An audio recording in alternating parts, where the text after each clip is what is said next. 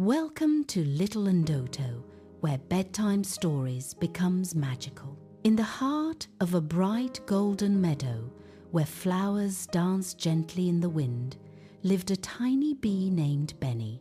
Now, Benny looked like every other bee. He had fuzzy yellow stripes, tiny buzzing wings, and shiny little feet. But Benny had one very unusual problem. Every time he flew near pollen, achoo, he sneezed, and sneezed, and sneezed again. Pollen made his tiny nose terribly itchy. The other bees gathered nectar happily from flower to flower. But poor Benny could barely get close before, achoo, he would tumble backward through the air. Sometimes he sneezed so hard he rolled into daisies. Sometimes he accidentally bumped into butterflies. One time he sneezed directly into a puddle with a splash. The other young bees giggled. Benny the sneezy bee. Benny tried laughing too, but deep inside he felt sad. How can I be a proper bee, he whispered one evening, if I'm allergic to flowers? The old queen bee overheard him. She flew beside Benny gently. Little one, she said kindly, every bee has a special purpose, but all bees collect pollen. Benny sighed. The queen smiled softly. Sometimes our differences lead us somewhere unexpected. Benny wasn't sure what that meant. The next morning, all the bees prepared for the Great Bloom Festival, the busiest flower day of the year.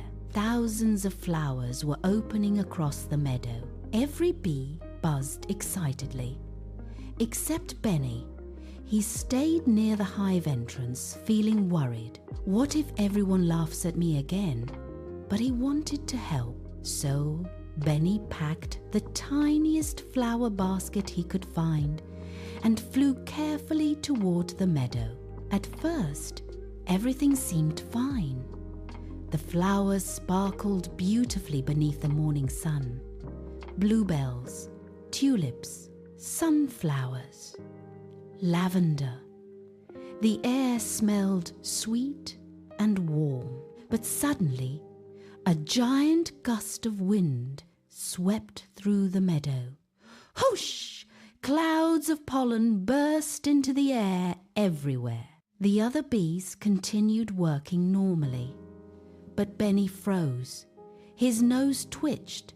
Oh no. Achoo! The sneeze blasted him backward, straight into a patch of mushrooms. The bees nearby giggled again. Benny's tiny wings drooped sadly. I'll never fit in. Feeling upset, Benny flew far away from the busy meadow. Soon he reached the edge of the forest where very few flowers grew. The air there felt cooler and calmer. No pollen, no sneezing. Benny sighed with relief. Then, suddenly, he heard a tiny cry. Help! Benny followed the sound and discovered a family of fireflies trapped beneath sticky tree sap. We can't fly, one cried. The sap was too thick, and the other bees never came this far into the forest because there were no flowers there. Benny looked around quickly.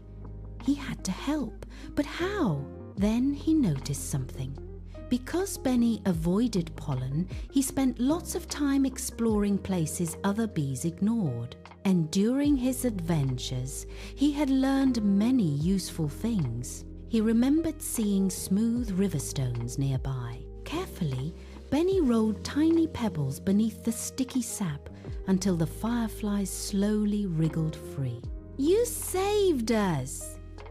The fireflies cheered. Benny smiled shyly. For the first time all day, he felt important. That evening, dark storm clouds suddenly covered the meadow. Strong winds shook the flowers violently. and dangerous smoke from a nearby wildfire began drifting toward the hive. The queen bee became worried. "We must find a safer place for the younger bees tonight." But the smoke was too thick near the flower fields.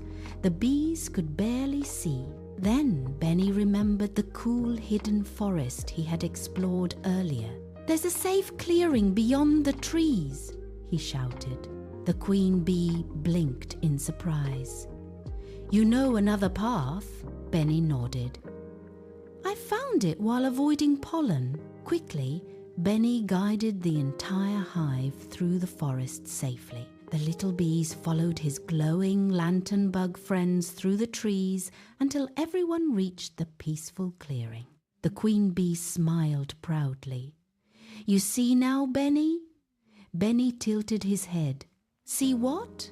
Your difference did not make you weak." She touched his tiny, fuzzy head gently. "It helped you discover something the others could not." The bees around him nodded happily, even the ones who once laughed. Benny's wings buzzed proudly. For the first time ever, he no longer wished to be exactly like everyone else. And although he still sneezed at flowers, "Achoo!" he learned that being different could sometimes lead to the most beautiful adventures of all. Far above the glowing meadow, fireflies twinkled beneath the stars, while one tiny bee finally felt perfectly happy being himself. The end.